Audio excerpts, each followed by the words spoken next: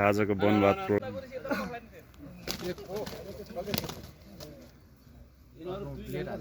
खुट्टामा नाइ छैन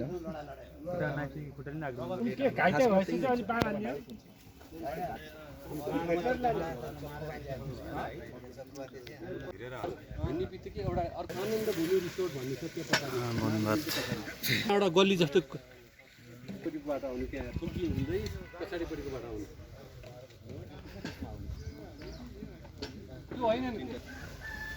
हो थुम्कीको पछाडि आउने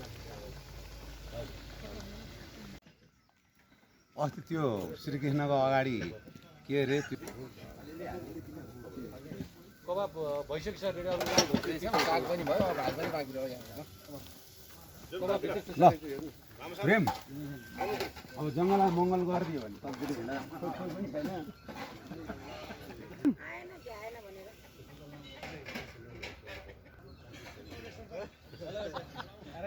पनि छैन आजको वनभात प्रोग्राम कसैले कन्ट्रोल गर्ने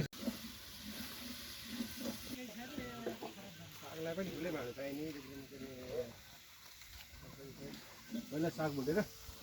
खाना बसाउनु है